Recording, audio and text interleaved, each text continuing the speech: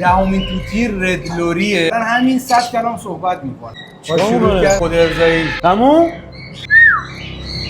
قیمتش توی بازار 120 میلیونه. زن و شوهر دعوا کنه در مورد تخم نطفه دار. تخم نطفه دار نخرید. ماکائو آبی طلایی راننده اسنپه، به عنوان شغل دوم استفاده. 13مین کاکادو دو کرپ جفت کاسکو 10 دقیقه صبح تایمتو میگیره، 10 دقیقه بعد از ظهر. لونه رو چجوری جویده؟ واو. 15مین کاکادو آمبرلا. ببین قیمتش 250 تا 30. اگه خم کنی الان یه ماکائو بهت میدم. ذرت آبپز شده و قیمتش 2 میلیارد. ما قرار بود 20 تا گونه نشون بدیم. چقدر پرنده داری الان؟ 10 میلیارد. پرنده اینجا نشسته بدون استرس، داره تنفس میکنه، دارو هم داره میگیره. دهمین توتی ردلوریه. خب که این توتی به شدت زیباست، یه بوی خیلی خوبی داره به خاطر خاصیت میوه خاری که داره. درشتیش از کاسکوی تیمینه بزرگتره و قدرت تکلم بالایی داره. الان همین 100 کلام صحبت میکنه. مثلا راحت هم رفته همین. آره. بعد یکی از موضوعاتی که داره سنش 3 سال و نیم به بالا بالغ میشه و قیمتش هولوش 75-80 میلیون پولشه. همین لذت 75-80. آره. این بشکن میزنه و میرقصه. بعد خیلی توتی بازی گوشیه و به شدت جوجه دهیش چی جوریه؟ جوجه دهیش خیلی سخته. 2 تا تخم میکنن و نر و ماده‌ش هم فقط و فقط از رو تعیین جنسیت میتونی متوجه بشی. خیلی خوبه این. خیلی از نزدیک بگیرید.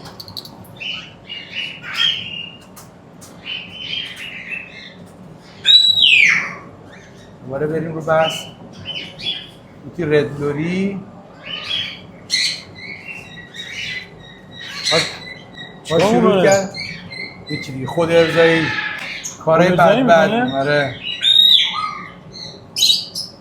آج آقا ها منم اینقدر دست منم با پاش اینقدر سفیدی که یا فرار من یه چی ریخ. ای حالا هست. اسمش مستره. مستر با چه نازی هم داره. تموم؟ سرشو بالا گرفت. دمت گرم. خسته نباش. خیس شد دسته؟ آره؟ خیس شد. جدی خیس شد؟ دمت گرم. 11مین توتی آمازون بلو فرندیه یا پیشونی آبیه که اپرا میخونه و قیمتش توی بازار 120 میلیونه. دونه این سنش 70 سال طول عمرشه و یکی از محبوب ترین توتی هایی که حتی سخنوریش از کاسکو بالاتره. میتونی بگیری دستت قشنگ بگیری؟ حسن اینجا بابا آمازون پیشونی آبی. حسن سلام بابا. سلام قربونت برم جانم حسن. تولید مثل گفتی چقدره؟ تولید مثل در سال 2 بار تخم گذاری میکنه، بین 2 تا 3 تا تخم میزنه. 2 تا 3 تا تخم. طول عمرش هم که گفتم خدمتتون سخنوریشو گفتی بیشتر از کاسکو که اپرا میخونه. آره تا الان داشت حرف میزنه. حالا حرف میزنه. سلام حسن. بیا بابا بیا قربونت برم. وقتی که هم صحبت میکنه دومشو باز میکنه. ببینی دومو ببینی. اصل سلام بابا. سلام. زن و شوهر دعوا کنه ابلهان باور کنید. باشه احسان در مورد تخم نطفه دارشون هم صحبت میکنیم. اصلا میفروشن دیگه. سایت معروفه رو میشناسی دیگه. قیمت تخم هم 50 تومنه. کاسکو. بله شما الان مثلا من داداشت باشم به من میدی تخمشو؟ یه موضوعی هست روی تخم نطفه دار که ما خیلی سال داریم روش کار میکنیم و میگیم آقا این تخم که شما میخری اصلا 5 میلیون نه 50 تومن. خب ببین اول نر و ماده‌اش چقدره، جوجهش تو بازار چقدره. جوجهشو من یه بار یه کلیپ درست کردم توی پیجم هست، دوستان میتونن برن ببینن، کامل توضیح دادم دلیل نخریدن تخم نطفه دار. این تخم کاکادو مولوکانه. این پرنده قیمت 300 میلیونه. تخم کاکادو مولوکانه. تخم کاکادو مولوکانه 300 میلیونه. چجوری تخمشو میفروشم 5 میلیون؟ خب من این تخمو که میگیرم بعد چند تا تخم میذاری؟ اینم جالبه. این 2 تا تخم بیشتر نمیذاره، در سال 1 بارم این کارو انجام میده. خب حالا یه موضوع خیلی جالبی که داره، این تخمو که من میذارم 24-5 روز زیر پرنده میوری، اصلا میذارم تو دستگاه جوجه کشی، جوجه میشه میفروشم مثلا 250 تومن، اصلا میفروشم 50 میلیون. چرا باید بدمش 5 میلیون؟ خب یه موضوعی که اصلا بهش دقت نمیکنه. جدا از این، خب این اگه مثلا مولد 300 میلیون باشه، جوجهش 250، تخمشو صدم بدی نمیارزه. به قول تو 3 هفته صبر میکنم میفروشم دیگه. یه موضوع نگاه کن، دوستانی که دنبال تخم نطفه دارن دنبال اینه که راه 100 ساله رو یه شبه برن. شما اگه میخوای پرنده یا جوجه کشی انجام بدی، بیا چه کار بکنی؟ بیای برو جفت مولد تهیه کن یا برو جفت نر و ماده تهیه بکن. با چیزی که ما تو این ویدیو داریم توضیح میدیم، آقا نر و ماده چجوری تشخیص داده میشه، سن بلوغش چقدره، اینا رو برن انتخاب بکنن. یه جفت یا میتونن اصلا به ما مراجعه بکنن که با انتخاب درست راهشون رو اشتباه نرن. الکی 20 میلیون 30 میلیون من روزانه تماس دارم. آقا تخم نطفه دار کاسکو چند؟ تخم نطفه دار ماکائو همین کاسکو که گفتی، من روزی چندین پیام دارم بکنم تخمشم میخرن 1 میلیون. بله همینه. اومده پیام داده بهم 10 تا تخم کاسکو خریدم، یه دستگاه هم بهش میفروشه 10 میلیون جوجه نشد. یا بعضیاشون هم جالبه جوجه میشه بلدرچین و اینا. دقیقاً همینه. نه اصلا کپکی در میاد، چون که کپ تخم مثل یا تخم کبوتر میدن بهشون.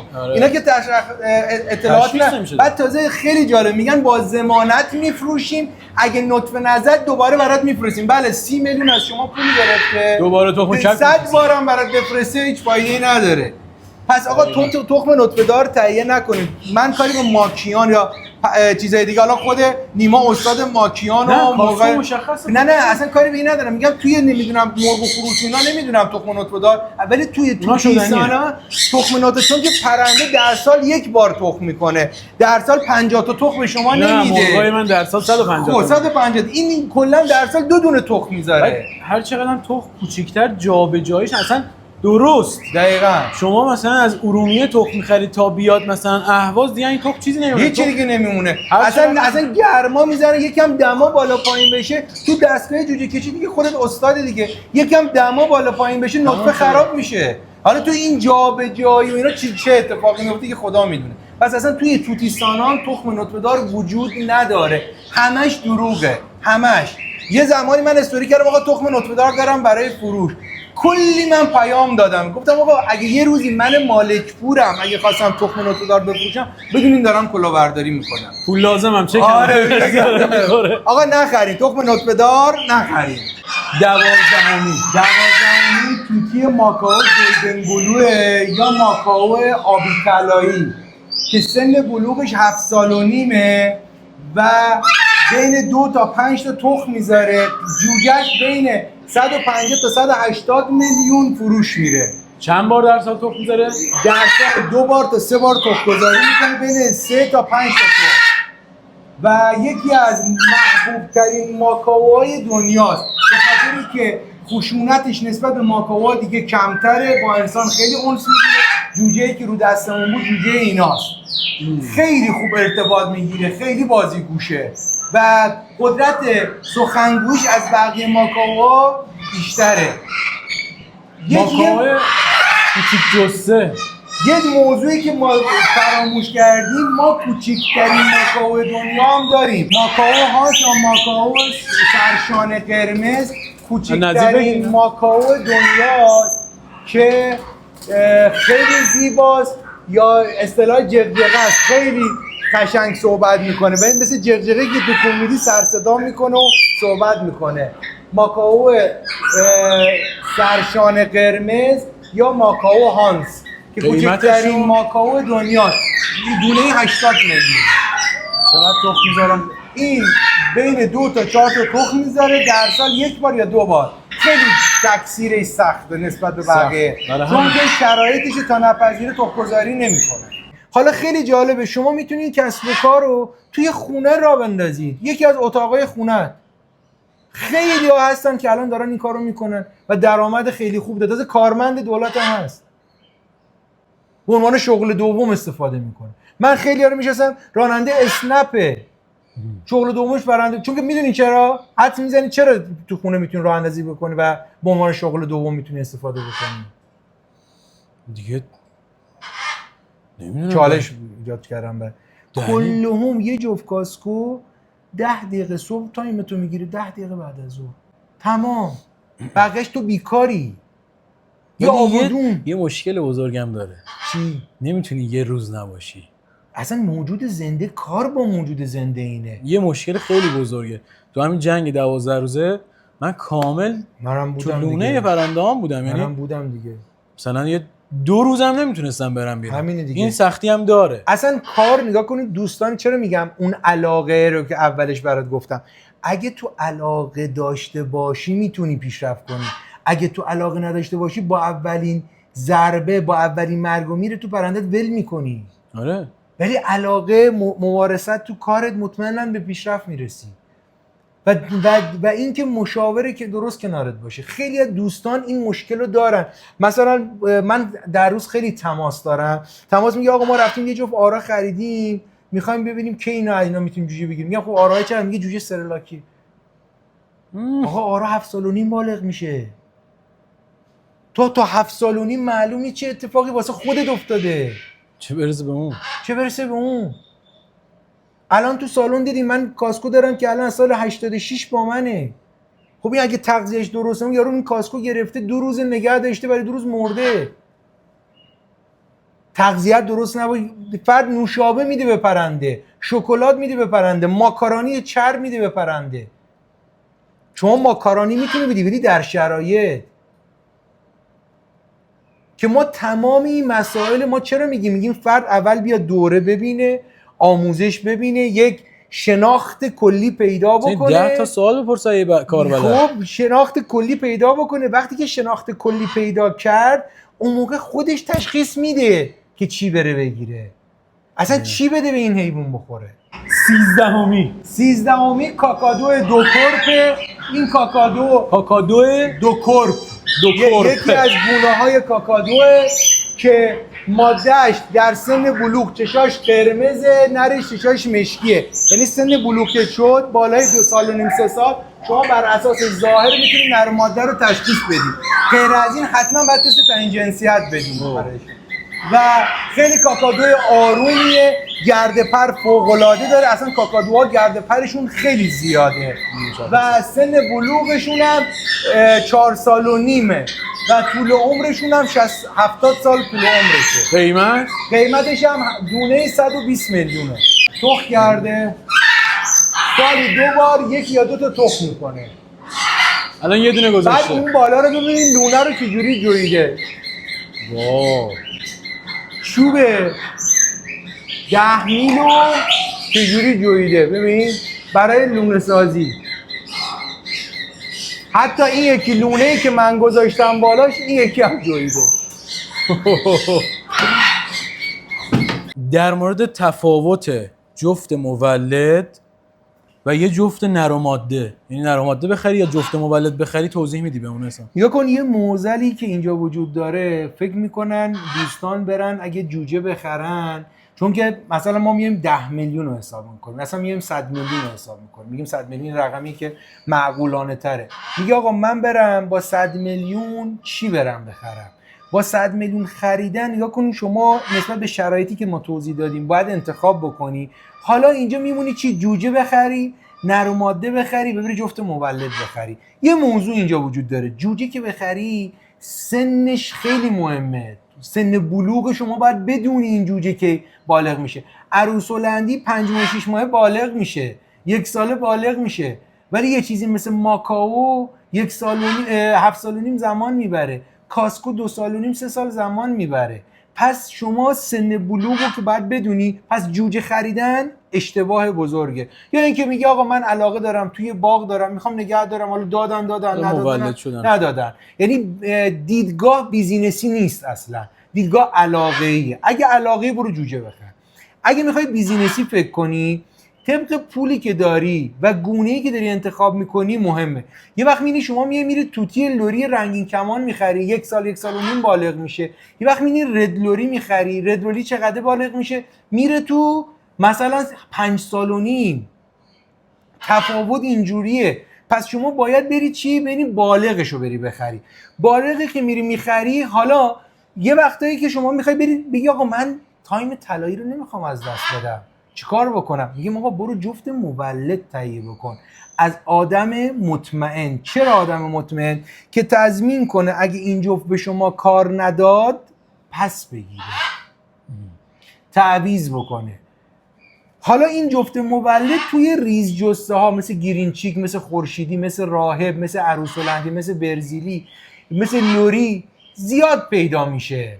خب یعنی فراوونیش بیشتره. ولی تو بزرگ جسته ها مثل کاسکو، مثل ماکائو، مثل کاکادو، خب اینا خیلی کمه و شما نمیتونین به راحتی پیدا بکنین.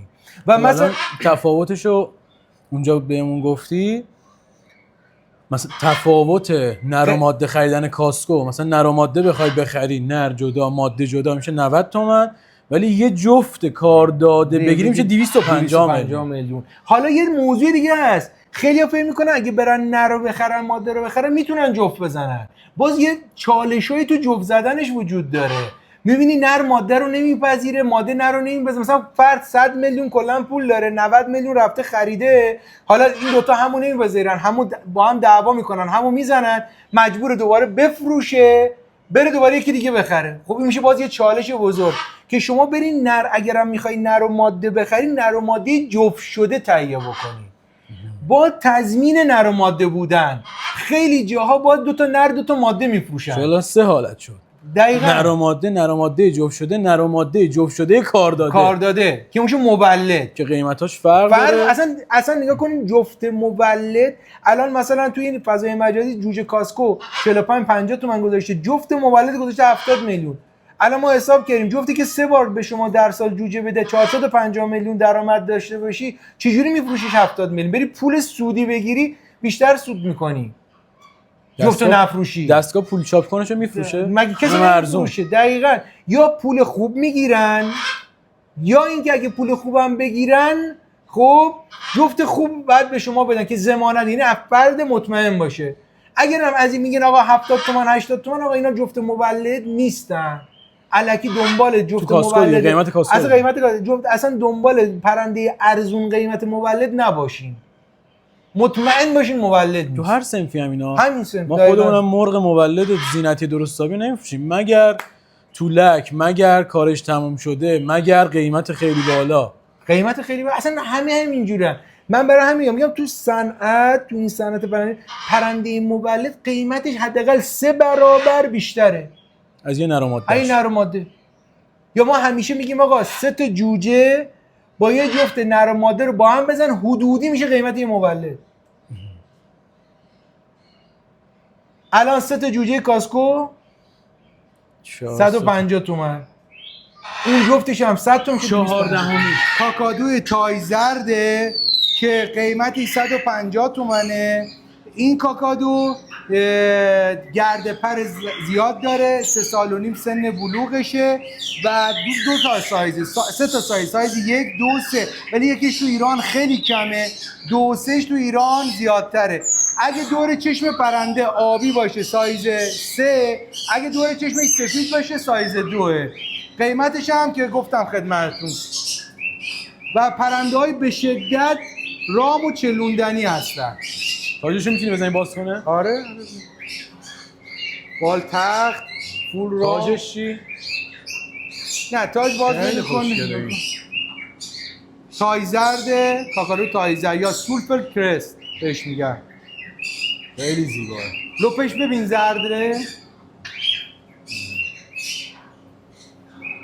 زیر بالاش هم زرد رنگه.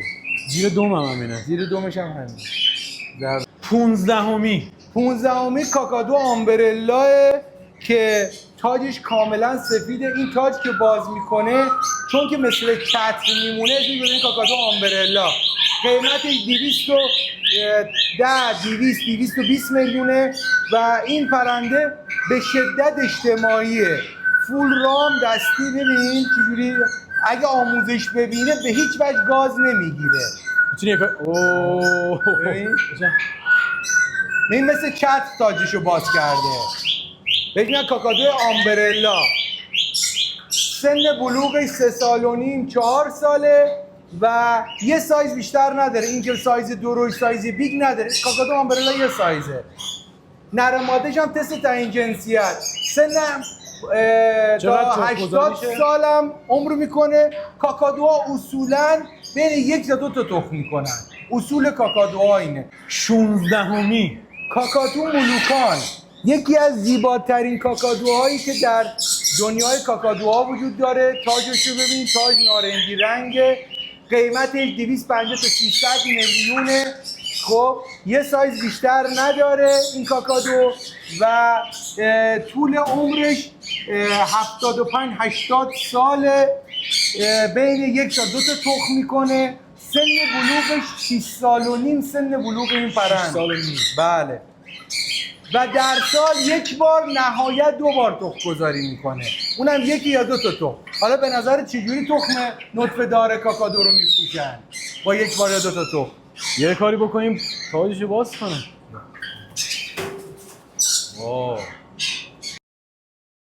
این چیه؟ این همه ذرت؟ این تازه برای یه وعده‌شونه. این چه کشی میاد؟ ذرت مکزیکیه؟ آره دیگه. پنیرم بزنید توشو. یک وعده؟ این برای یه وعده. چند بار میدی؟ هفته‌ای 2 بار ذرت پخته. خیلیه دیگه چیزی نیست براشون. خیلی خوش خوراکه. کلی ویتامین و مواد معدنی و این چیزا داره براشون. ای ذرت خیلی بالاست. ویتامین ایش که نطفه 17می که قفس رو نگاه کن چیکار کرده. نیما یه چیزی این میله ها رو ببینم میتونی خم کنی؟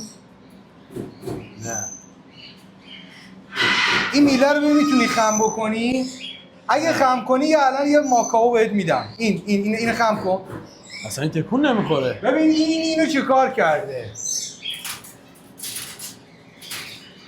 چون که شکونده قشنگ اینقدر باهوشه سریع قفل رو باز میکنه میاد بیرون. این فاصله الان به خاطر اینه؟ شکونده دیگه.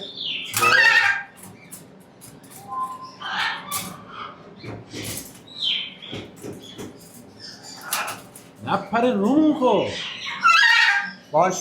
باشه. این ماکائو قرمز یا گرین وینگ. ماکائو قرمز یا ماکائو گرین وینگ.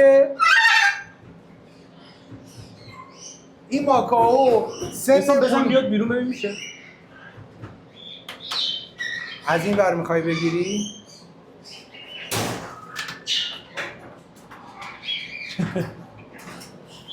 حالا در رو وانه کرده داشت اونجوری میکرده. بیا این ور اومد. ماکائو گرین وینگ قیمتش 300 میلیونه و این پرنده سن بلوغش 6 سال و نیمه. 2 تا 3 تا تخم میکنه و الان رکورددار گینس 137 سال تو گینس رکورد داره. 137 سال 137 سال رکورددار گینس. یه ماکائو که از 3 نسل خانواده بهشون رسیده. به شدت تهاجمیه و ماکائویی نیست که فردی که نگهداری میکنه خیلی احتمال حمله باشه. مثل آبی کله‌ای منقار که تمام اینا رو شکونده. تمام این قفس‌ها رو شکونده. چقدر بعد خیلی باهوشه. ما اگه این قفل رو نزنیم 3 سوت اینو باز میکنه و میاد بیرون. احسان هفته 2 بار گفتی؟ هفته 2 بار. فقط این میان وعده است برای توتیا. ذرت آبپز شده بخورن عشق بکنن. پرورش هزینه داره، اگه نتونی هزینه‌هات از خودش در بیاری باختی. باید بتونی غذای خوب بدی و خروجی خوبم بگیری، ولی اگه درست برنامه ریزی نکنی قطعا خروجی خوب نخواهی گرفت. ماکائو اسکالت یکی از زیباترین رنگبندی های این ماکائو، خب ماکائو اسکالته که به شدت حیوان تهاجمیه و تو این جفت ماکائو ماده بر نر غالبه. خیلی جالبه، ماده حرف اولو میزنه توی زنسالار، دقیقاً زنسالاره. و زیبایی رنگشو ببینین، فقط ببینین تو پراش، ببین زیبایی رنگ بندی رو چقدر خوشگله. سن بلوغش 8 سال و نیمه این ماکائو و قیمتش 2 میلیارد با دلار 90 تومن. 2 میلیارد با دلار 90 تومن. این ماکائو 2 گونه داره، نیکاراگوئه داره و یه ماکائو دیگه که این زردیش کمتره. گونه نیکاراگوئه‌اش که زرده 2 میلیارده. 2 میلیارد پرنده مجوز داره، پرنده با خیال راحت. نگاه کنیم اینا خوبه نمیتونن بپرن، همشون بالاشون تخته نمیان بیرون. این داره دفاع میکنه از شرایطی که داره، لونه‌ای که داره. خیلی به سختی ماده اینه، اون نره است مشخصه. خیلی به سختی تخم گذاری میکنه، 2 تا 3 تا تخم میذاره کلا تو سال.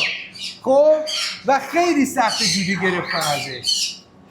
یه نزدیک از اینا بگی، خیلی از نزدیک از بالا بگی، تراش نگاه کن اینجا بیا پایین. ماکائو سخنگویی چجوریه؟ سخنگویی اصلا ماکائو سخنگوییشون کمه، مثلا کاسکو نیست. خب شما توی توتیسان هیچ پرندی به کاسکو نمیرسه. حالا آمازون که چون که کمه داستانش فرق میکنه، ولی هیچ پرندی به کاکادو به طرف میزنه یا ماکائو؟ ماکائو بهتر از کاکادو صحبت میکنه. کلا ماکائو و کاکادو بین 20 تا 30 کلام صحبت میکنن. ما قرار بود 20 تا گونه نشون بدیم، درسته؟ درسته. یه دونه ماکائو هانس رو جا انداختیم که همون 19 ساکن. بله. 20میش چی؟ کاکادو پالم. کاکادو پال در سال نداریم، ولی در سال یک بار تخم گذاری میکنیم، اونم یه دونه تخم. یک دونه تو سال. قیمتش دیگه جوجه بشی نشه نمیدونیم، بعد می‌بینیم مولد باشه. قیمتش 4 میلیارد و نیمه. 4 میلیارد و نیم کاکادو پال که یا تاج نخلی هم بهش میگن. این گونه کاکادو یه گونه خیلی خاصیه که تنها کاکادویی که یه دونه تخم میذاره و خیلی لانه سازیش جالبه. در طبیعت نر لانه سازی میکنه بعد جفتیابی میکنه. به کاکادو طبل زن هم معروفه، چوب میگیره دستش بالا سر لونه وای میسه تق تق تق طبل میزنه که نظر جفتو جلب بکنه. خونه خالی ماده بیاد دیگه پخش مثبت نیست. احسان اینا دومه؟ اینا پر دومه. این برای کیه؟ این پر ماکائو اسکالته، این پر ماکائو آبی طلاییه، این پر کاکادوه، این پر شاتوتیه، این پر دورنای آفریقاییه، این پر تاج کاکادو ملوکانه، اون پر بالشه. حالا نگاه کن یه چیزی جالب بهت میگم، روشو ببین، روشو برگردون دوتا. بچه نگاه کن این دوتا یه رنگه، درسته یا نه؟ حالا برعکس کن، این قرمز اون زرده، این برای ماکائو قرمز، اون برای ماکائو آبی طلاییه. دوتاش از این ور یکیه ولی از این ور فرق داره. زیبایی خلقت خدا رو ببینید. گفتی چقدر پرنده داری الان؟